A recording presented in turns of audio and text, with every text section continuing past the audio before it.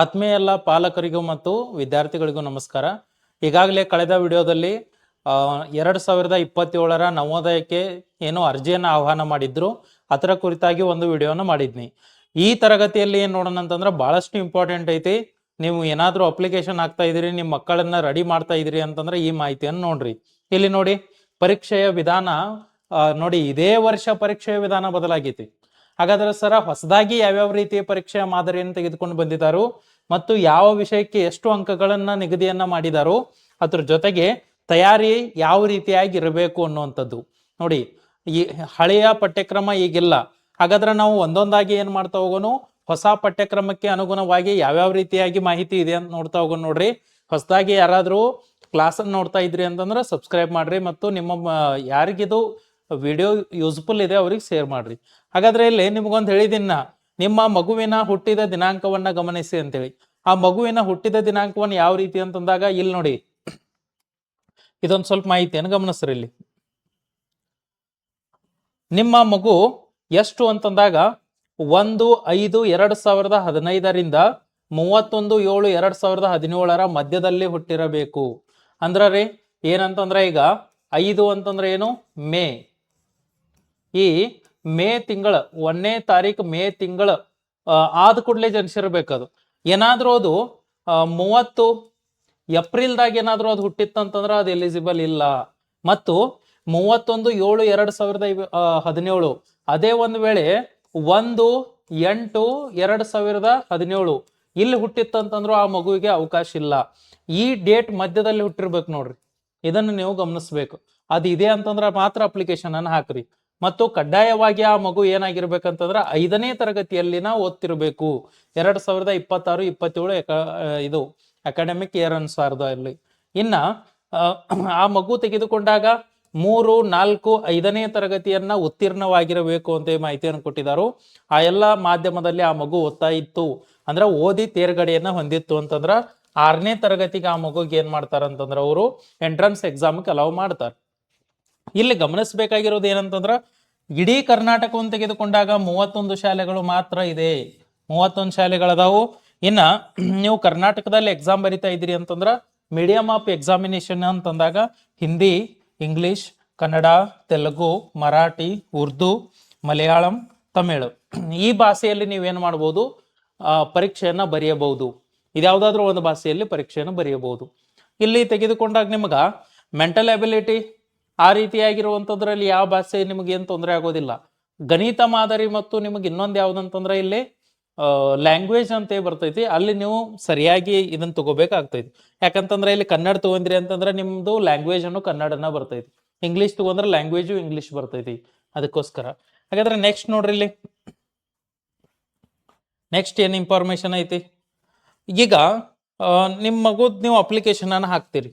ಯಾವುದೇ ರೀತಿ ತಪ್ಪು ಮಾಡಕ್ ಹೋಗ್ಬೇಡ್ರಿ. ತಪ್ಪು ಮಾಡಿದ್ರಿ ಅಂತಂದ್ರು, ಒಂದು ವೇಳೆ ತಪ್ಪಾಗಿತ್ತಂತಂದ್ರು ಯಾವ್ಯಾವ್ದ್ರಿಂದ ನಿಮ್ಗೆ ಏನ್ ಮಾಡ್ತಾರೋ ಎಡಿಟ್ ಆಪ್ಷನ್ಸ್ ಕೊಡ್ತಾರೋ ಅಂತ ನೋಡ್ರಿ. ಇಲ್ಲಿ ನಿಮ್ದು ಆ ಮಗುವಿನ ಜೆಂಡರ್ ಅಲ್ಲಿ ಏನಾದ್ರೂ ತೊಂದರೆ ಆಗಿತ್ತು, ಈಗ ಮೇಲ್ ಇದ್ದಿದ್ ಫಿಮೇಲ್ ಹಾಕಿದ್ರಿ, ಫಿಮೇಲ್ ಇದ್ದಿದ್ ಮೇಲ್ ಹಾಕಿದ್ರಿ ಅಂತಂದ್ರೆ ಅಲ್ಲಿ ನಿಮ್ಗೆ ಅವಕಾಶ ಮಾಡಿ ಕೊಡ್ತಾರೆ.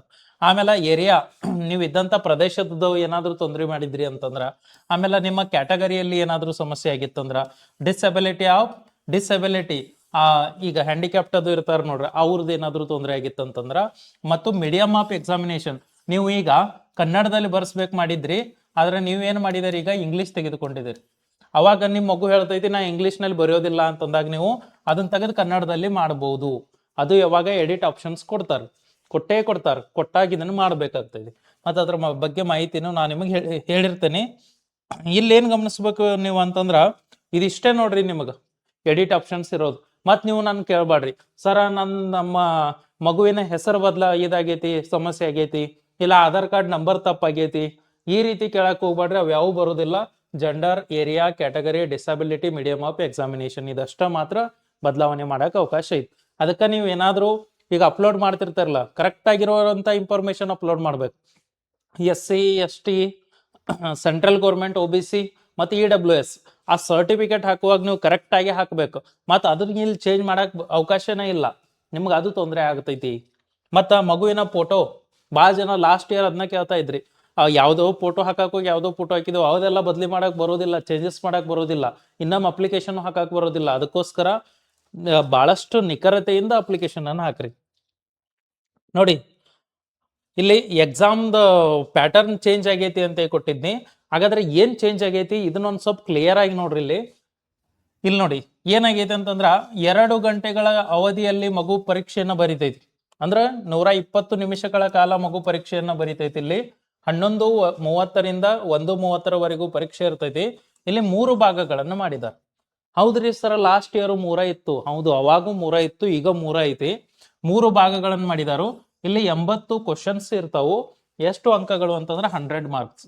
ಯಾಕಂತಂದ್ರೆ ಇಲ್ಲಿ ಪ್ರತಿ ಪ್ರಶ್ನೆಗೆ 1.25 ಮಾರ್ಕ್ಸ್ ಅಂತ ಕ್ಯಾಲ್ಕುಲೇಟ್ ಮಾಡ್ತಾರೆ. ಸರ್ ಬದಲಾವಣೆ ಮೇಜರ್ ಚೇಂಜಸ್ ಏನಂತಂದ್ರ ಇಲ್ಲಿ ನೋಡಿ, ಇಲ್ಲಿಯವರೆಗೂ ಕೇವಲ ಮೆಂಟಲ್ ಅಬಿಲಿಟಿ ಮಾತ್ರ ಕೊಡ್ತಾ ಇದ್ರಿ. ಇಲ್ಲಿ ಇದನ್ನ ನೋಡ್ರಿ, ಇಲ್ಲಿ ಮೆಂಟಲ್ ಅಬಿಲಿಟಿ ಏನ್ ಕೊಡ್ತಾ ಇದ್ರು, ಟೋಟಲ್ 40 ಕ್ವಶನ್ ಇರ್ತಾ ಇತ್ತು. ಅದು ಆ 40 ಕ್ವಶನ್ ಇಲ್ಲಿ ಇರ್ತಾ ಇತ್ತು, ಅದಕ್ಕೆ ಅವ್ರು 50 ಮಾರ್ಕ್ ಕೊಡ್ತಾ ಇದ್ರು.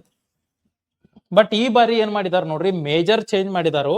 ಇಲ್ಲಿ ಮೆಂಟಲ್ ಅಬಿಲಿಟಿ ಕ್ವಶನ್ಗಳು ಕೇವಲ 20, ಮಾನಸಿಕ ಸಾಮರ್ಥ್ಯದ ಮೇಲೆ 20 ಕ್ವಶನ್ಗಳನ್ನ ಹಾಕಿದ್ದಾರೆ. ಮತ್ತು ಇನ್ನು 20 ಕ್ವಶನ್ಗಳನ್ನ ಏನ್ ಮಾಡಿದಾರ ಅಂತಂದ್ರ EVS ಅಂತ ತೆಗೆದುಕೊಂಡಿದ್ದಾರೆ, ಪರಿಸರ ಅಧ್ಯಯನವನ್ನ ತೆಗೆದುಕೊಂಡಿದ್ದಾರೆ. ಹಾಗಾದ್ರೆ ಸರ್ ಪರಿಸರ ಅಧ್ಯಯನವನ್ನು ತೆಗೆದುಕೊಂಡಾಗ ಸ್ಟೇಟ್ ಬೋರ್ಡ್ ಪರಿಸರ ಅಧ್ಯಯನ ಅದೇ ಬುಕ್ ಅನ್ನ ಓದ್ಸೋನೇನ್ರಿ ಅಂತಂದ್ರೆ ಅಲ್ಲ, ಅವರೇ ಸಿಲೆಬಸ್ ಕೊಟ್ಟಿದ್ದಾರೆ. ಇದು CBSE ಬೇಸ್ಡ್ ಎಕ್ಸಾಮ್, ಇದು ಸ್ಟೇಟ್ ಬೋರ್ಡ್ ಬೇಸ್ಡ್ ಎಕ್ಸಾಮ್ ಅಲ್ಲ. ಇಲ್ಲಿ ನೋಡ್ರಿ ಗಮನಿಸ್ಬೇಕು ನೀವು. ಇಲ್ಲಿ ನೀವೇನಾದ್ರೂ ಮೆಂಟಲ್ ಅಬಿಲಿಟಿನ ಹಿಡ್ಕೊಂಡ್ ಕುಂತ್ರಿ ಅಂತಂದ್ರೆ ಅದಕ್ಕೆ ಕೇವಲ 25 ಅಂಕ ಮಾತ್ರ. ಮೊದಲ 50 ಅಂಕ ಮೆಂಟಲ್ ಅಬಿಲಿಟಿ ಇತ್ತು, ಈಗ 25 ಅಂಕ ಮೆಂಟಲ್ ಅಬಿಲಿಟಿ ಐತಿ. ಇನ್ನು 25 ಅಂಕ ಏನಾಗೈತಿ ಅಂತಂದ್ರೆ ಇಲ್ಲಿ ಪರಿಸರ ಅಧ್ಯಯನಕ್ಕೆ ಕೊಟ್ಟಿದ್ದಾನೆ. ಅಲ್ಲಿ ಈ ರೀತಿ ಡಿವೈಡ್ ಇಲ್ಲ, ಅದನ್ನು ಕೂಡ ನಾ ಹೇಳ್ತಾ ಬರ್ತೀನಿ ನಿಮಗ. ನೆಕ್ಸ್ಟ್ ನೋಡ್ರಿ, ಅರ್ಥಮ್ಯಾಟಿಕ್ ಅಂಕಗಣಿತ. ಸರ್ ಅಂಕಗಣಿತ ಏನ್ ಬದಲಿ ಆಗೈತ್ರಿ ಅಂತಂದ್ರ ಏನು ಇಲ್ಲ. ಅಂಕಗಣಿತ ಯಾವ ರೀತಿ ಇತ್ತು ಅದೇ ರೀತಿ 20 ಪ್ರಶ್ನೆಗಳು 25 ಅಂಕಗಳು. ಇನ್ನ ಲ್ಯಾಂಗ್ವೇಜ್ ಒಳಗೂ ಕೂಡ 20 ಪ್ರಶ್ನೆ 25 ಅಂಕ. ಸರ್ ಬದಲಾವಣೆ ಆಗಿದ್ದೇನು ಅಂತಂದಾಗ EVS ಅನ್ನ ಆಡ್ ಮಾಡಿದಾರೆ. ಅದು ಏನ್ ತೆಗೆದು ಮಾಡಿದಾರೆ ನೋಡಿ, ಮೇಜರ್ ಆಗಿ ಮಾರ್ಕ್ಸ್ ಬರುವಂತದ್ದೇ ಇದೇ ಆಗಿತ್ತು. ಮೆಂಟಲ್ ಅಬಿಲಿಟಿ ಅಂತ ತೆಗೆದಾರ. ಇಲ್ಲಿ ಎಲ್ಲರೂ ಮಾರ್ಕ್ಸ್ ಬರ್ತಾ ಇತ್ತು. ಈ ಮೆಂಟಲ್ ಅಬಿಲಿಟಿಯನ್ನ 20 ಪ್ರಶ್ನೆಗೆ ಇಳಿಸಿದಾರೆ ನೋಡ್ರಿ 40ನಿಂದ. ಹಾಗಾದ್ರೆ ಇಲ್ಲಿ ನೀವೇನ್ ಗಮನಿಸ್ಬೇಕು, ಫೋಕಸ್ EVS ಅನ್ನು ನೋಡ್ಕೋಬೇಕು.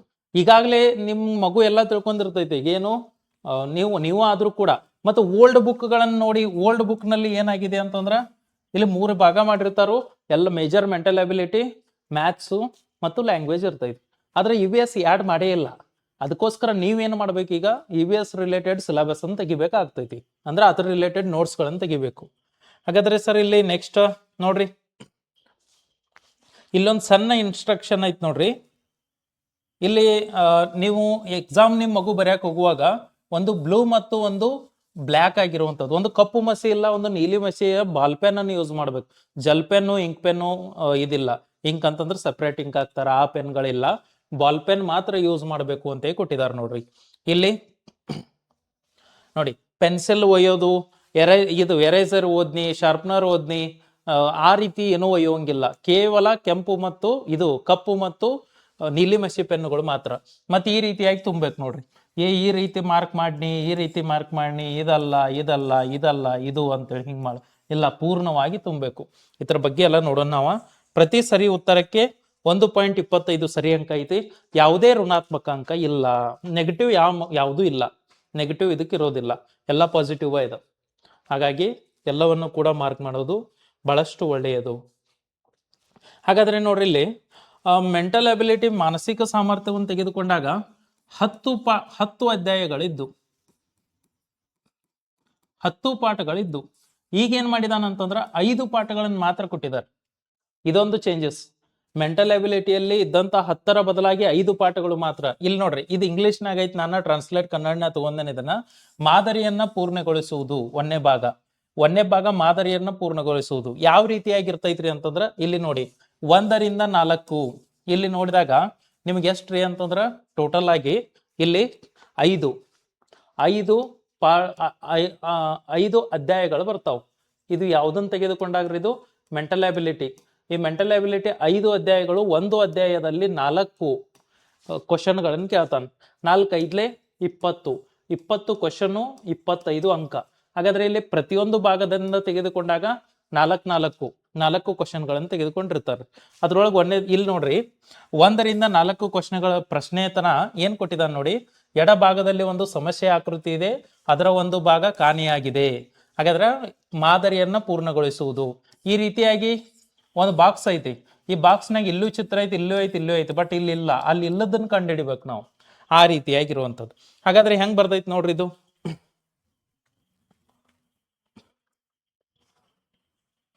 ಒಂದು ನಿಮಿಷ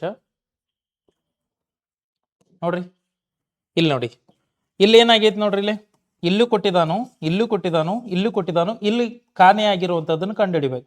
ಇದು ಬಹಳಷ್ಟು ಸರಳವಾಗಿರ್ತೈತಿ. ಇದು ಆಲ್ರೆಡಿ ಬಹಳಷ್ಟು ಮಾಡಿರ್ತಾರೆ ನಿಮ್ಮ ಮಕ್ಕಳು, ಅದಕ್ಕೋಸ್ಕರ ಇದು ಗೊತ್ತಾಗಿಬಿಡ್ತೈತಿ. ಇದು ಯಾವುದು ಅಂತಂದಾಗ ಇಲ್ಲಿ ಕೊಟ್ಟಿದ್ದಾನೆ ನೋಡ್ರಿ ಆಲ್ರೆಡಿ, ಇದನ್ನ ಸರಿಯಾಗಿರುವುದಂತ. ಈ ರೀತಿಯಾಗಿ ಇದು 1ನೇದ್ದು ಮಾದರಿಯನ್ನ ಪೂರ್ಣಗೊಳಿಸುವುದು ಅಂತ. ಸರ್ ಇನ್ನು 2ನೇದ್ದು ಯಾವ್ದ್ರಿ ಅಂತಂದಾಗ ನೋಡ್ರಿ, ಇಲ್ಲಿ 2ನೇದ್ದು ಚಿತ್ರ ಸರಣಿ ಪೂರ್ಣಗೊಳಿಸುವಿಕೆ. ಹಾಗಾದ್ರೆ ಇಲ್ಲಿ 5ರಿಂದ 8ನೆಯ ಪ್ರಶ್ನೆಯವರೆಗೆ ಎಡಭಾಗದಲ್ಲಿ 3 ಪ್ರಶ್ನಾ ಚಿತ್ರಗಳದಾವು. 4ನೆಯ ಚಿತ್ರಕ್ಕಾಗಿ ಜಾಗವನ್ನು ಖಾಲಿ ಬಿಟ್ಟಿದ್ದಾರೆ. ಇಲ್ಲಿ 3 ಚಿತ್ರ ಅದಾವ್ರಿ, 3 ಒಂದೇ ಅಂದ್ರೆ 3 ಒಂದರಿಂದ ಒಂದಕ್ಕೆ ಸಂಬಂಧ ಇರ್ತೈತಿ, ಒಂದ್ ಮಾತ್ರ ಚೇಂಜ್ ಇರ್ತೈತಿ. ಇದು ಸಿರೀಸ್, ಇದು ಫಿಗರ್ ಸಿರೀಸ್, ಚಿತ್ರಗಳನ್ನ ಪೂರ್ಣಗೊಳಿಸುವುದು. ಇದನ್ನ ಯಾವ ರೀತಿಯಾಗಿರ್ತೈತಿ ನೋಡಿ. ಇಲ್ಲಿ ಏನಾಗಿರ್ಬೋದು ಅಂತಂದ್ರೆ ಜಾಮಿತಿಗಳ ಚಿತ್ರ ಪೂರ್ಣಗೊಳಿಸುವಿಕೆ ಇರ್ಬೋದು, ತ್ರಿಕೋನ, ಚೌಕ, ವೃತ್ತ, ಈ ರೀತಿಯಾಗಿ ಕೊಟ್ಟಿರ್ತಾನೆ. ಹಾಗಾದ್ರೆ ಇದೇನ್ ಹೇಳ್ತೈತಿ ನೋಡ್ರಿ. ಈಗ ನೋಡಿ, ಇಲ್ಲೇನ್ ಮಾಡಿದಾನ ಅಂತಂದ್ರ ಇಲ್ಲೊಂದು ಡೈಗ್ರಾಮ್ ಕೊಟ್ಟಿದಾನು, ಇಲ್ಲೊಂದು ಕೊಟ್ಟಿದಾನು, ಇಲ್ಲೊಂದು ಕೊಟ್ಟಿದಾನು. 1ರಿಂದ 1ಕ್ಕೆ ಲಿಂಕ್ ಇದೆ, ಪ್ರತಿ 1ರಿಂದ 1ಕ್ಕೆ ಲಿಂಕ್ ಕೊಡ್ತಾ ಹೋಗ್ತಿರ್ತಾನು. ಇಲ್ಲಿ ಈ ರೀತಿ ಕೊಟ್ಟಿದಾನು, ಇಲ್ಲೊಂದು ಮುಂದೆ ವೃತ್ತ ಕೊಟ್ಟಿದಾನು, ಇಲ್ಲಿ ಇಂಟು ಸರ್ಕಲ್ ಇಂಟು, ಈಗ ಇಂಟು ಸರ್ಕಲ್ ಇಂಟು ಮತ್ತೇನ್ ಬರ್ಬೇಕು, ಇಲ್ಲಿ ಸರ್ಕಲ್ ಬರಬೇಕು. ಈ ಕಡೆಯಿಂದ ಈ ರೀತಿಯಾಗಿ ಪೂರ್ಣವಾಗಿ ಆಗ್ಬೇಕದು. ಇಲ್ಲಿ ಹಿಂಗ್ ಬರಬೇಕು, ಇಲ್ಲೊಂದು ಏನಾಗ್ಬೇಕು, ಇಲ್ಲಿ ಸರ್ಕಲ್, ಇಲ್ಲಿ 2 ಸರ್ಕಲ್, 2 ಇಂಟು, ಈ ರೀತಿಯಾಗಿ ಬರುವಂತದ್ದು ಇಲ್ಲಿ ಚಿತ್ರವನ್ನು ಪೂರ್ಣಗೊಳಿಸುವುದು. ಇದ್ರೊಳಗೂ ಕೂಡ ಏನಾಗಿರ್ತೈತಿ, 4 ಪ್ರಶ್ನೆಗಳು ಇರ್ತಾವ. ನೆಕ್ಸ್ಟ್ ನೋಡ್ರಿ, ಇದು 2 ಆಯ್ತು. ಇದು 3ನೇದನ್ನು ತೆಗೆದುಕೊಂಡಾಗ ಜಾಮಿತಿಯ ಆಕೃತಿಯ ಪೂರ್ಣಗೊಳಿಸುವಿಕೆ. ಇಲ್ಲಿ ತ್ರಿಕೋನ, ಚೌಕ, ವೃತ್ತ. ಇಲ್ಲಿ ಏನಾಗಿರ್ತೈತಿ ನೋಡ್ರಿ, 9ರಿಂದ 11 ಪ್ರಶ್ನೆಗಳ ತನ ಎಡಭಾಗದಲ್ಲಿರುವ ಪ್ರಶ್ನಾಕೃತಿ ಒಂದು ಜಾಮಿತಿಯ ಆಕೃತಿಯಾಗಿರ್ತೈತಿ. ಅದರ ಬಲಭಾಗದಲ್ಲಿ ABC ಹಾಗೂ D ಎಂಬ 4 ಆಕೃತಿಗಳನ್ನು ಕೊಟ್ಟಿರ್ತಾರೋ. ಒಂದು ಆ ಜಾಮಿತಿ ಆಕೃತಿಯನ್ನ ಸರಿಯಾಗಿ ಹೊಂದಿಸುವಂಥದ್ದು. ಅಂದ್ರೆ ಇದು ಏನಂತಂದ್ರೆ ಕಟ್ ಮಾಡಿದ್ದು, ಯಾವುದೋ ಒಂದು ಪೂರ್ತಿಯಾಗಿ ಆಕೃತಿ ಇದೆ, ಅದನ್ನ ಕಟ್ ಮಾಡಿ ತೆಗೆದಿರ್ತಾರ ಅಂತಂದಂಗ. ನೋಡಿ ಯಾವ ರೀತಿ ಬರ್ಬೋದು. ಇಲ್ಲಿ ಕೊಟ್ಟಿದ್ದಾನೆ ನೋಡಿ, ಏನ್ ಕೊಟ್ಟಿದ್ದಾರೆ, ಇಲ್ಲಿ ಹಿಂಗೊಂದು ಭಾಗ ಐತಿ. ಇದು ಪೂರ್ಣವಾಗಿ ಏನಾಗೈತಿ ಅಂತಂದ್ರೆ ಒಂದು ಚೌಕದ ಭಾಗ. ಇಲ್ಲಿ ಏನ್ ಮಾಡಿದಾನು, ಒಂದ್ ಸ್ವಲ್ಪ ಇಷ್ಟು ಕಟ್ ಮಾಡಿದಾನ. ಇದು ಎಲ್ಲಿ ಐತಿ ಅಂತ ಕೇಳಿದಾನ. ಈ ರೀತಿಯಾಗಿರುವಂಥದ್ದು. ಇನ್ನ ನೆಕ್ಸ್ಟ್ ನೋಡ್ರಿ, ಇಲ್ಲಿ ನೋಡಿ ಕನ್ನಡಿ ಮತ್ತು ನೀರಿನ ಪ್ರತಿಬಿಂಬ ಅನ್ನುವಂಥದ್ದು. ಇಲ್ಲಿ ಏನಂತಂದ್ರ ಮಿರರ್ ಇಮೇಜ್, ಕನ್ನಡಿ ಮತ್ತು ನೀರಿನ ಪ್ರತಿಬಿಂಬ ಯಾವ ರೀತಿಯಾಗಿ ಐತಿ ಅಂತೆ. ಇಲ್ಲಿ ಒಂದು ಚಿತ್ರವನ್ನು ಕೊಟ್ಟಿರ್ತಾನು, ಇಲ್ಲಿ 4 ಚಿತ್ರ ಕೊಟ್ಟಿರ್ತಾರು. ಅದರಲ್ಲಿ ಅದು ಯಾವ ರೀತಿಯಾಗಿ ಕಾಣಿಸ್ತೈತಿ ಅನ್ನೋದು ನೋಡಿ. ಇಲ್ಲಿ ಹಿಂಗೆ ಹೇಳಿ ಅಂದ್ರೆ ತಿಳಿದೈತಿ ನಿಮಗೆ. ನೋಡಿ ಇಲ್ಲಿ ಒಂದು ಇಟ್ಟಿದಾನು, ಇದನ್ನ ಈ ಸೈಡ್ ಇಟ್ಟ ಅಂತಂದ್ರೆ ಇದು ಕನ್ನಡಿ ಅಂತಂದಂಗಿದು, ಇದು ಕನ್ನಡಿ. ಅದ ತಗೊಂಬಂದ್ ಇಲ್ಲಿ ಕೆಳಗೆ ಹಿಂಗಿಟ್ಟ ಅಂತಂದ್ರ ಇದು ನೀರು. ಇದು ಮಿರರು, ಇದು ವಾಟರ್ ಇಮೇಜ್, ಇದು ಮಿರರ್ ಇಮೇಜ್. ಇದ್ರದನ್ನ ಇಲ್ಲಿ ಕಾಣಬೇಕು, ಆಪೋಸಿಟ್ ಆಗಿ ಕಾಣಿಸ್ಬೇಕು. ಅದು ಇಲ್ಲೇ ಇಟ್ಟಿದಾನಂತಂದ್ರ ಸಡನ್ ಆಗಿ ಟಿ ಬರ್ಬೇಕು, ಟಿ ಆದ್ಮೇಲೆ ಎ ಬರ್ಬೇಕು, ಎ ಆದ್ಮೇಲೆ ಈ ರೀತಿ ಬಿ ಬರ್ಬೇಕು, ಮತ್ತೆ ಹಿಂಗ್ ಟಿ ಬರ್ಬೇಕು. ಎಲ್ಲೈತಿ ನೋಡಿ, ಟಿ ಎ, ಈ ರೀತಿ ಬಿ ಟಿ ಇಲ್ಲಿದೆ. ಇದು ಸರಿಯಾಗಿರುವಂಥದ್ದು. ಇಲ್ಲೂ ಸರ ಎಷ್ಟು ಕ್ವಶನ್ ಅಂತಂದ್ರೆ 4, 12ರಿಂದ 16. ಇದು ಕೂಡ ಅದೇ ರೀತಿಯಾಗಿ. ನೆಕ್ಸ್ಟ್ ನೋಡ್ರಿ, ಅಡಗಿರುವಂತ ಆಕೃತಿಗಳು. ಹಾಗಾದ್ರೆ ಹಿಡನ್ ಫಿಗರ್ ಎಲ್ಲಿರುತ್ತೆ ಅಂತ ಕಂಡುಹಿಡಿಬೇಕು. ಇಲ್ಲಿ ಒಂದು ಆಕೃತಿ ಕೊಟ್ಟಿರ್ತಾನೋ, ಆ ಆಕೃತಿ ಇಲ್ಲಿ ಒಂದು ಉತ್ತರ, ಇಲ್ಲೊಂದು ಪ್ರಶ್ನೆ ಆಕೃತಿ ಇರ್ತೈತಿ, ಇಲ್ಲಿ 4 ಆಪ್ಷನ್ಸ್ ಇರ್ತಾವ. ಇದು ಅದ್ರೊಳಗೆ ಎಲ್ಲಿ ಕಾಣತೈತಿ ಅಂತ ಕಂಡುಹಿಡಿಬೇಕು. ಬಹಳಷ್ಟು ಸಿಂಪಲ್ ಇರ್ತೈತಿ. ಮೆಂಟಲ್ ಎಬಿಲಿಟಿ ಮೊದಲು ಭಾಳ ಚಲೋ ಐತಿ, ಈಗ EVS ಕೊಟ್ಟ ಪ್ರಾಬ್ಲಮ್ ಆಗೈತಿ. ಇಲ್ಲಿ ನೋಡಿ 17ರಿಂದ 20 ಎಡಭಾಗದಲ್ಲಿ ಸಮಸ್ಯೆ ಚಿತ್ರ ಇರ್ತೈತಿ, ಸೇಮ್ ಇಲ್ಲಿ ಉತ್ತರ ಚಿತ್ರ ಇರ್ತೈತಿ. ನಾವು ನೇರವಾಗಿ ಏನ್ ಮಾಡೋಣ ಅಂತಂದ್ರ ಇದನ್ನ ಉದಾಹರಣೆ ಸಮೇತವಾಗಿ ನೋಡ್ತಾ ಬರೋಣ. ನೋಡಿ, ಇಲಾಖೆಯವರು ಕೊಟ್ಟಿದ್ದು ಇವ, ಮತ್ತೆ ಎಲ್ಲಿಯೂ ತಂದರಿ ಅಂತಂದ್ರ ನೋಡ್ರಿ, ಇಲ್ಲಿ ಈ ರೀತಿಯಾಗಿರುವಂತದ್ದು ಎಲ್ಲಿ ಕಂಡು ಬರ್ತೈತ್ರಿ ಅಂತ ಕೇಳಿದ ನಾವು. ಹಾಗಾದ್ರೆ ನೋಡ್ಬೇಕು ನೀವು, ಇಲ್ಲಿಂದ ಇಲ್ಲಿಗೆ ಇಲ್ಲಿ ಕಾಣತೈತಿ ನೋಡಿ, ಇದು ಸರಿಯಾಗಿರುವಂಥದ್ದು. ಈ ರೀತಿಯಾಗಿ ಇಷ್ಟು ಸಿಂಪಲ್ ಇರ್ತಾವ ನಿಮಗವು. ಆದ್ರೆ ಇದು ಏನಾಯ್ತು ಅಂತಂದ್ರ ಕೇವಲ ಇದು 5ಕ್ಕೆ ಮಾತ್ರ ಸೀಮಿತ ಆಯ್ತು. ಅಂದ್ರೆ ಈಗ 20ನೇ ಪ್ರಶ್ನೆಗೆ ಮುಗಿತ್ರಿ ಇದು. 20ನೇ ಪ್ರಶ್ನೆಗೆ ಇಲ್ಲಿಗೆ ಎಂಡ್ ಆಯ್ತದ. ಇತರ ನೆಕ್ಸ್ಟ್ ಬರುವಂತವು ಏನು ಅಂತಂದ್ರೆ ಈಗ ಇಲ್ಲಿ ಬದಲಾವಣೆ ಆಯ್ತು ನೋಡ್ರಿ. 40 ಇರ್ತಿತ್ತು, ಬರೀ 20 ಬಂತಲ್ರಿ ಸರ್ ಅಂತಂದಾಗ ಇಲ್ಲಿ ನೋಡಿ 21ರಿಂದ 40ರವರೆಗಿರುವಂತ ಪ್ರಶ್ನೆಗಳು ಏನಾಗಿದಾವ ಅಂತಂದ್ರ ಪರಿಸರ ಅಧ್ಯಯನಕ್ಕೆ ಸಂಬಂಧಪಟ್ಟಿರುವಂತವು. ಅದಕ್ಕೆ ನಿಮ್ಗೆ ಇಲ್ಲಿ ಕೆಳಗೆ ಕನ್ನಡನೆ ಹಾಕಿದೆ ನೋಡ್ರಿ. ಇಲ್ಲಿ ಇವು ಯಾವ್ದಕ್ ಸಂಬಂಧಪಟ್ಟಿದಾವ ಅಂತಂದ್ರ ಪರಿಸರ ಅಧ್ಯಯನಕ್ಕೆ ಸಂಬಂಧಪಟ್ಟಿರುವಂತವು. ಸರ ಏನ್ ಹೇಳ್ತೈತ್ರಿ ಪರಿಸರ ಅಧ್ಯಯನ ಅಂತ ತೆಗೆದುಕೊಂಡಾಗ ನೋಡ್ರಿ ಇಲ್ಲಿ ಪ್ರಶ್ನೆ ಸಂಖ್ಯೆ 21ರಿಂದ 40 ಪರಿಸರ ಅಧ್ಯಯನದಿಂದ ನೀಡಲಾಗುವುದು.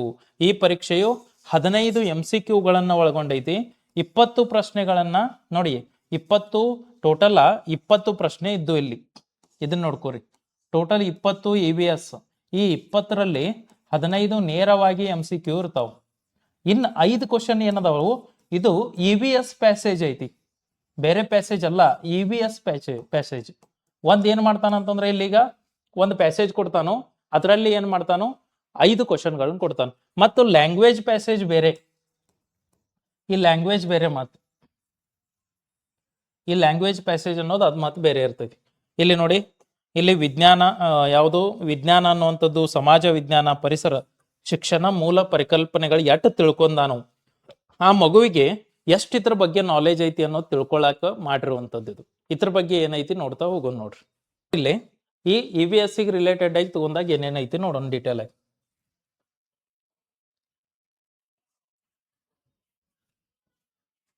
ನೋಡಿ, ಮೊದಲನೇದಾಗಿ ತೆಗೆದುಕೊಂಡಾಗ ನೈಸರ್ಗಿಕ ಜಗತ್ತು ಅಂತ ಕೊಟ್ಟಿದ್ದಾನೆ, natural word. The natural word ತೆಗೆದುಕೊಂಡಾಗ ಏನೇನೈತಿ ನೋಡ್ರಿ, ಸಾರಿಗೆ, ಸಾರಿಗೆಯ ಮೂಲಗಳು. ಸಾರಿಗೆ ಅಂತ ತೆಗೆದುಕೊಂಡಾಗ ಭೂ ಸಾರಿಗೆ, ವಾಯು ಸಾರಿಗೆ, ನೌಕಾ ಸಾರಿಗೆ ಎಲ್ಲದರ ಬಗ್ಗೆ ಮಾಹಿತಿ ಇರಬೇಕು. ಎಲ್ಲಾ ನದಿಗಳು, ಭಾರತದ ನದಿಗಳು, ಆ ರಾಜ್ಯವಾರು ನದಿಗಳು, ನದಿಗಳ ಬಗ್ಗೆ, ಅತ್ಯಂತ ಉದ್ದವಾದ ನದಿ, ಅತ್ಯಂತ ದೊಡ್ಡ ನದಿ, ಆ ನದಿಗಳಲ್ಲಿ ತೆಗೆದುಕೊಂಡಾಗ ಯಾವ ನದಿ ಈ ರೀತಿ ಏನಂತಂದಾಗ ಅತಿ ಈಗ ಜೀವ ನದಿಗಳು ಯಾವುದಾವು, ಕಣ್ಣೀರಿನ ನದಿಗಳು ಯಾವುದಾವು, ಈ ರೀತಿಯಾಗಿರುವಂಥದ್ದು. ಇನ್ನು ಸಾರಿಗೆ ಅಂತ ತೆಗೆದುಕೊಂಡಾಗ ಈಗ ಹಡಗಿನ ಮೂಲಕ ಮಾಡುವಂತ ಸಾರಿಗೆ ಏನಂತ ಕರಿತೀವಿ, ವಿಮಾನದ ಮೂಲಕ ಮಾಡುವಂತ, ಆ ರೀತಿ ಇರಬಹುದು ಅಂತ ಹೇಳ್ತಾ ಇದ್ದನ್ನ. ಮತ್ ಸರ ನಿನಗೆ ಹೆಂಗ್ ಗೊತ್ತ್ರಿ ಅಂತಂದ್ರೆ ಎಲ್ಲಾ ರೀತಿ ನಮ್ಗೇನು ಅಷ್ಟು ಗೊತ್ತಿಲ್ಲ, ಆದ್ರೂ ಕೂಡ ಈಗ ಈಗ ರೈಲು ಸಾರಿಗೆ ಬಗ್ಗೆ, ಅತ್ಯಂತ ಕಡಿಮೆ ದರದ ಸಾರಿಗೆ ಯಾವುದು, ಹೆಚ್ಚಿನ ದರದ ಸಾರಿಗೆ ಯಾವುದು, ಈ ರೀತಿಯಾಗಿ ಕೇಳ್ಬೋದು. ಇನ್ನು ಪರ್ವತಗಳನ್ನು ತೆಗೆದುಕೊಂಡಾಗ ಪ್ರಪಂಚದ ಎತ್ತರ ಪರ್ವತ, ಭಾರತದ ಎತ್ತರ ಪರ್ವತ, ಕರ್ನಾಟಕ ಎತ್ತರ ಪರ್ವತ, ರಾಜ್ಯವಾರು ಪರ್ವತಗಳು, ಶಿಖರಗಳು, ಆ ರೀತಿಯಾಗಿರುವಂಥದ್ದು ತಗೋಬಹುದು. ಭೂಮಿ ಮತ್ತು ನೀರಿನ ಮೇಲಿನ ಸಸ್ಯ ಮತ್ತು ಪ್ರಾಣಿಗಳು. ಹಾಗಾದ್ರ ಭೂಮಿಯಲ್ಲಿ ವಾಸಿಸುವ ಅತ್ಯಂತ ದೊಡ್ಡ ಪ್ರಾಣಿ ಯಾವುದು, ಪ್ರಾಣಿಗಳಲ್ಲಿ ಎತ್ತರವಾಗಿರುವಂತ ಪ್ರಾಣಿ ಯಾವುದು, ಕಾಡಿನ ರಾಜ ಯಾವುದು, ಇಲ್ಲ ಸಸ್ಯಗಳನ್ನು ತೆಗೆದುಕೊಂಡಾಗ ಸಸ್ಯ ಸಂಪತ್ತಿನ ಬಗ್ಗೆ, ಕಾಡಿನ ಬಗ್ಗೆ, ಆಮೇಲೆ ಇದು ಏನು ಈ ಡಾಲ್ಫಿನ್ಗಳು, ಮೀನುಗಳು, ಶಾರ್ಕ್ಗಳು, ಈ ರೀತಿಯಾಗಿ ಕ್ವಶನ್ಗಳು ಇರ್ಬೋದು. ನೈಸರ್ಗಿಕ ವಿಕೋಪ ಅಂತ ತೆಗೆದುಕೊಂಡಾಗ ಜ್ವಾಲಾಮುಖಿಗಳು, ಸುನಾಮಿಗಳು, ಭೂಕಂಪಗಳು, ಅದ್ರ ಬಗ್ಗೆ ಮಾಹಿತಿ. ಇನ್ನು ಮನೆಗಳು ಮತ್ತು ಆಶ್ರಯಗಳ ಪ್ರಕಾರಗಳು. ಈಗ ಸೆಟಲ್ಮೆಂಟ್ ತೆಗೆದುಕೊಂಡಾಗ, ಮನೆಗಳನ್ನು ತೆಗೆದುಕೊಂಡಾಗ ಅದ್ರ ಪ್ರಕಾರಗಳು ಹೆಂಗಿರ್ತಾವು, ಸಿಟಿ, ಹಳ್ಳಿ ಒಳಗ, ಆ ರೀತಿಯಾಗಿರುವಂಥದ್ದು. ಇನ್ನು ಜಲಚಕ್ರಗಳು. ಜಲಚಕ್ರ ಅಂತ ತೆಗೆದುಕೊಂಡಾಗ ನೀರ್ ಇರ್ತೈತಿ, ನೀರು ಆವಿಯಾಗಿ ಮೇಲೆ ಹೋಗ್ತೈತಿ, ಮೋಡ ಆಗ್ತೈತಿ, ಮೋಡ ಆಗಿ ಒಂದಕ್ಕೊಂದು ಘರ್ಷಣೆ ಆಗ್ತೈತಿ, ಮಳೆಯಾಗಿ ಸುರಿತೈತಿ, ಇದೇ ಪ್ರೊಸೆಸಿಂಗ್ ನಡೀತಾ ಬರ್ತೈತಿ, ಆ ರೀತಿಯಾಗಿರುವಂಥದ್ದು. ಇದು ನ್ಯಾಚುರಲ್ ವರ್ಡ್. ನೈಸರ್ಗಿಕತೆ ಅಂದ್ರೆ ಇದೊಂಥರ ಜಿಯೋಗ್ರಫಿ ಇದ್ದಂಗ್ರಿ, ಫಿಸಿಕಲ್ ಜಿಯೋಗ್ರಫಿ. ಇದು ಭೂಗೋಳಶಾಸ್ತ್ರದಲ್ಲಿ ಬರುವಂಥದ್ದು, ಪ್ರಾಕೃತಿಕ ಭೂಗೋಳಶಾಸ್ತ್ರ ಅಂತ ತಗೋತೀವಿ, ಅದಕ್ಕೆ ರಿಲೇಟೆಡ್ ಆಗಿರುವಂಥದ್ದು. ಸರ ನೆಕ್ಸ್ಟ್ ಯಾವ್ದ್ರಿ ಅಂತಂದಾಗ ನೋಡಿ, ದಿ ಹ್ಯೂಮನ್ ಬಾಡಿ ಅಂತ ಕೊಟ್ಟಿದ್ದಾನೆ. ಹಾಗಾದ್ರೆ ಹ್ಯೂಮನ್ ಬಾಡಿ ತೆಗೆದುಕೊಂಡಾಗ ಮಾನವ ದೇಹ. ಹಾಗಾದ್ರೆ ಆ ಮಗುವಿಗೆ, ಆ ವಯಸ್ಸಿನ ಮಗುವಿಗೆ ಇರಬೇಕಾದಂತ ಸಾಮಾನ್ಯ ಜ್ಞಾನದ ಬಗ್ಗೆ ಮಾಹಿತಿ ಇರ್ತೈತಿ, ಬಹಳಷ್ಟು ಡೀಪ್ ಆಗಿ, ಡೆಪ್ತ್ ಆಗಿ ಅಲ್ಲ. ಆಹಾರ ಮತ್ತು ಪೋಷಕಾಂಶಗಳು, ಆಹಾರ ಯಾವ ಆಹಾರ ತಿಂದ್ರೆ ಏನ್ ಆಗ್ತೈತಿ, ಏನ್ ವೈಟಮಿನ್ ಇರ್ಬಹುದು, ಯಾವ ಆಹಾರ ತಿಂದ್ರೆ ಏನ್ ನಮಗೆ ಸಿಗ್ಬಹುದು ಅನ್ನೋದು. ನೈರ್ಮಲ್ಯ ಮತ್ತು ಶುಚಿತ್ವ, ನಾವು ಯಾವ ರೀತಿಯಾಗಿ ಸ್ವಚ್ಛತೆಯನ್ನ ಕಾಪಾಡಬೇಕು, ಸ್ವಚ್ಛವಾಗಿರಬೇಕು, ನೈರ್ಮಲ್ಯ ಹೆಂಗೆ ಇದನ್ನ ತಡೆಗಟ್ಟಬೇಕು, ಆ ರೀತಿ. ಇನ್ನ ಜ್ಞಾನೇಂದ್ರಿಯಗಳ ಬಗ್ಗೆ ಮಾಹಿತಿ, ಈ ಕಣ್ಣು, ಕಿವಿ, ಮೂಗು, ಬಾಯಿ, ಚರ್ಮ, ಆ ರೀತಿಯಾಗಿರುವಂತಹ ಜ್ಞಾನೇಂದ್ರಿಯಗಳ ಬಗ್ಗೆ ಮಾಹಿತಿ. ಇನ್ನು ಆಂತರಿಕ ವ್ಯವಸ್ಥೆಗಳ ಮೂಲಭೂತ ಜ್ಞಾನ, ನಿಮ್ಮ ಶರೀರದ ಒಳಗೆ ಇರುವಂತದ್ದು ಜೀರ್ಣಾಂಗ ವ್ಯವಸ್ಥೆ, ಡೈಜೆಷನ್ ಸಿಸ್ಟಮು, ಆಮೇಲೆ ರಕ್ತ ಪರಿಚಲನೆ ಅನ್ನುವಂಥದ್ದು, ಉಸಿರಾಟ ಅನ್ನುವಂಥದ್ದು, ಇವೆಲ್ಲ ಕಾಮನ್ ಆಗಿ ದೇಹದಲ್ಲಿರುವಂತಹವು. ಅವುಗಳ ಬಗ್ಗೆ ಮಾಹಿತಿಯನ್ನ ಅದೇ ಇಲಾಖೆಯವ್ರು ಕೊಟ್ಟಿರುವಂಥದ್ದು, ಅದನ್ನ ನಿಮ್ಮನ್ನ ಕನ್ನಡನ್ಯಾಗ ಟ್ರಾನ್ಸ್ಲೇಟ್ ತೆಗೆದು ಹೇಳ್ತೇನೆ ನೋಡಿ. ನೆಕ್ಸ್ಟ್ ತೆಗೆದುಕೊಂಡಾಗ ದೈನಂದಿನ ಜೀವನದಲ್ಲಿ ವಿಜ್ಞಾನ ನೋಡಿ, ಸೈನ್ಸ್ ಇನ್ ಡೈಲಿ ಲೈಫ್. ಹಾಗಾದ್ರೆ ದೈನಂದಿನ ಜೀವನ ಅಂತ ಆಹಾರ ಸಂರಕ್ಷಣೆ, ನಾವು ಆಹಾರವನ್ನ ಯಾವ ರೀತಿಯಾಗಿ ಸಂರಕ್ಷಣೆ ಮಾಡ್ಕೋಬಹುದು, ನಾವು ಯಾವ ರೀತಿ ಬಳಕೆ ಮಾಡ್ತೀವಿ, ಅದನ್ನ ಯಾವ ರೀತಿ ಸೇವನೆ ಮಾಡ್ತೀವಿ. ಆಮೇಲೆ ನೀರು ಮತ್ತು ವಾಯು ಮಾಲಿನ್ಯ, ನಾವು ಈ ಮಾಲಿನ್ಯ ಯಾಕೆ ಆಗ್ತೈತಿ, ಅದರಿಂದ ಆಗುವಂತ ಪರಿಣಾಮಗಳೇನು, ಕಾರಣಗಳೇನು, ತಡೆಗಟ್ಟುವ ವಿಧಾನಗಳು ನಾರ್ಮಲ್ ಆಗಿ ಆ ಹುಡುಗ ಬೇಕಾದಂಗ. ನೀರು ಮತ್ತು ಮಣ್ಣಿನ ಸಂರಕ್ಷಣೆ, ನಾವು ಯಾವ ರೀತಿಯಾಗಿ ನೀರು ಮತ್ತು ಮಣ್ಣನ್ನು ಸಂರಕ್ಷಣೆ ಮಾಡಬೇಕು, ಆ ರೀತಿಯಾಗಿ ಇರುವಂಥದ್ದು. ಇನ್ನ ನೆಕ್ಸ್ಟ್ ನೋಡ್ರಿ, ಇಲ್ಲಿ ತೆಗೆದುಕೊಂಡಾಗ ಸಾಮಾಜಿಕ ಸುತ್ತಮುತ್ತಲಿನ ಪ್ರದೇಶಗಳನ್ನು ತೆಗೆದುಕೊಂಡಾಗ ನೋಡ್ರಿ, ಇಲ್ಲಿ ಸೋಷಿಯಲ್ ಸರೌಂಡಿಂಗ್ಸ್ ನೋಡಿ, ನಮ್ಮ ಸುತ್ತಮುತ್ತ ಇರುವಂತದ್ದು. ಈಗ ಈಗ ಆ 5ನೇ ತರಗತಿಯ ಮಗು ಇದೆ, ಆ ಮಗುವಿನ ಸುತ್ತಮುತ್ತ ಇರುವಂತದ್ದು ಅಂದ್ರೆ ಆ ದೇಶ, ಆ ಖಂಡಗಳು, ಪ್ರಪಂಚವನ್ನ ತೆಗೆದುಕೊಂಡಾಗ ಏನೇನಿರ್ಬೋದು ನೋಡ್ರಿ. ಭಾರತದ ಶ್ರೇಷ್ಠತೆ, ಭಾರತದ ಮೊದಲಗಳು, ಭಾರತದಿಂದ ಆಯ್ಕೆಯಾದಂಥವ್ರು, ಭಾರತದಲ್ಲಿ ಯಾರಾದ್ರೂ ಒಬ್ಬ ವ್ಯಕ್ತಿ ಇದ್ರೆ ಅವರ ಅಂಕಿತ ನಾಮಗಳು, ಈ ರೀತಿಯಾಗಿರುವಂತಹ ಕ್ವಶನ್ಗಳನ್ನ ಹೊಸ ವಿಧಾನದಲ್ಲಿ ಕೇಳಬಹುದು.